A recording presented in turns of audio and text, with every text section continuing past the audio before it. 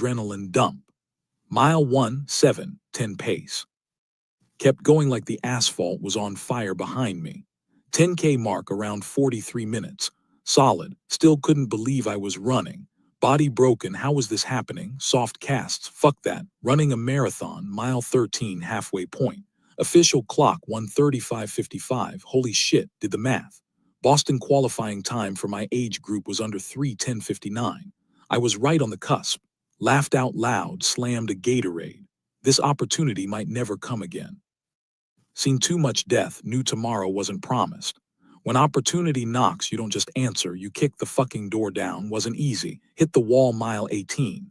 Glycogen depleted, bonking, lungs heaving. Legs felt like running in quicksand, needed to stop. Refused, pushed through 2 more miles of hell. Felt rejuvenated somehow. Mile 22, still in the hunt for Boston, but 30 seconds off pace.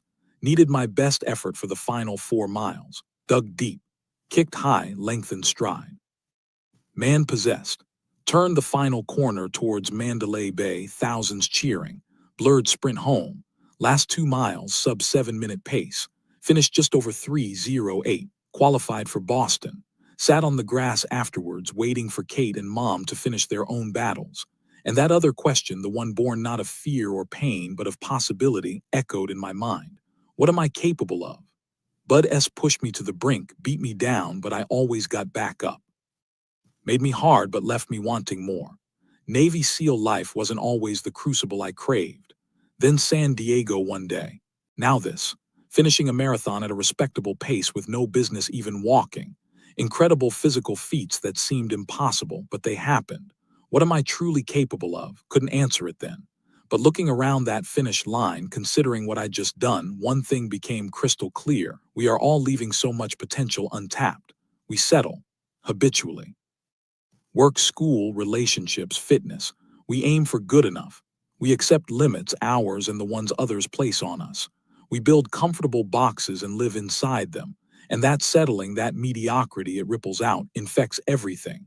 The cost of that missed excellence, fucking incalculable, haven't stopped thinking about it since. Okay, so maybe you're feeling fired up now. Maybe you're thinking, yeah, I settled too much. Good, but how do you break free? How do you tap into that hidden potential? You have to understand the enemy, and the enemy isn't out there. It's in here, points to head. It's your own mind, your own internal governor. Think of your mind like the central command of your body. It wants to keep you safe, alive, comfortable, survival mechanism, right? Back in the caveman days, that shit was useful. Conserve energy, avoid unnecessary risks, stay with the tribe. But we ain't cavemen anymore. That same mechanism that kept us alive then is now holding us back, locking us in cages of comfort and mediocrity. It sets limits based on past experiences, fears, insecurities. It tells you what you can't do. It whispers doubt. It screams pain when you push too hard. It's the voice that says, you've done enough, time to rest, play it safe. That's the governor. It's like the limiter on a car engine. Prevents it from redlining, from burning too hot, from blowing up. Protects the machinery. But it also caps performance. Our governor, though, it's not hardware, it's software, deeply embedded, intertwined with our identity, our fears, our desires. It knows exactly which buttons to push to make you back off. And the bitch of it is, it's usually lying. Research, my own experience, it all points to the same thing. When your mind is telling you you're done, you're really only about 40% done. Yes, you heard me. The 40% rule. When you feel like you've reached your absolute limit, when the pain is unbearable, when doubt is crushing you, when you literally think you cannot take another fucking step, you still have 60% more in the tank. Think about that. 60%. More than half your potential remains untapped the moment you decide to quit. Why? Because the governor kicks in hard. It floods you with pain signals, fatigue, negative self-talk, all designed to protect you from perceived harm, from pushing too far into the unknown. It wants homeostasis. It wants comfort. It wants the status. However, lives outside the status quo. So how do you override it? How do you access that other 60%? You can't just flip a switch. Unlike the car engine, you can't just remove the governor. You have to retrain it. You have to callous your mind. You have to systematically, deliberately push past those artificial barriers it sets up. It starts with recognizing that voice. When you hit that wall, when the desire to quit washes over you, identify it. There's the governor talking, trying to keep me safe and comfortable, trying to sell me short. Acknowledge it. Don't fight it directly, just recognize it for what it is, a protective mechanism based on bullshit limits. Then you gotta have your why. Why are you doing this? Why are you enduring this pain? Your reason has to be bigger than the discomfort, bigger than the governor's whining. Whether it's honoring fallen comrades, proving something to yourself, achieving a goal that scares the shit out of you, your why is your fuel when the governor is trying to cut the power. Next, you push back, incrementally. Don't try to jump straight to 100%. That's how you break. When you hit that 40% wall, aim for 45%. Run 1 more minute. Do 5 more push-ups. Study for 15 more minutes. Just a little bit further than your mind wants you to go. Each time you do that, you're rewriting the software. You're teaching the governor that you can go further, that the perceived limit was bullshit. You're expanding your pain tolerance. You're callousing your mind. Think of it like lifting weights. First time you lift, you're sore as hell, but you keep going back. Over time, the same weight feels easier. Your muscles adapt.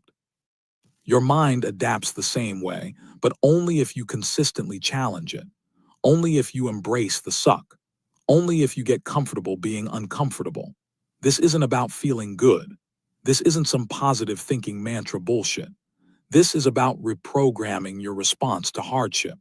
It's about understanding that pain and fatigue are just signals, information your governor is using to try and control you.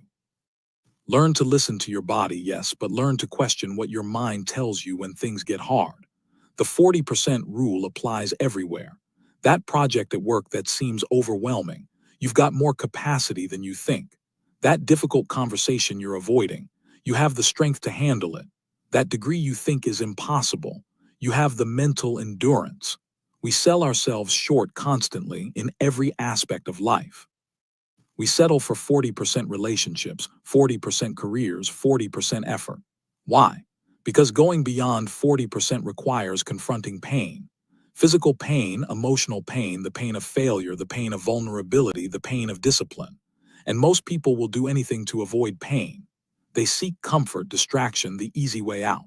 Life hacks, quick fixes, magic pills. All bullshit designed to keep you soft, keep you trapped at 40%. The most powerful weapon you have against all of that, against the challenges life will throw at you, against the mediocrity society tries to spoon feed you, is your own mind. But only if you forge it, only if you sharpen it, only if you build that fucking armor. How? You seek out difficulty, you embrace suffering, you do the shit you don't want to do, especially when you don't want to do it. You run when it's raining, you study when you're tired, you wake up early when the bed feels warm. You hold yourself accountable. You face the truth in the accountability mirror. You tap into your cookie jar of past victories when the government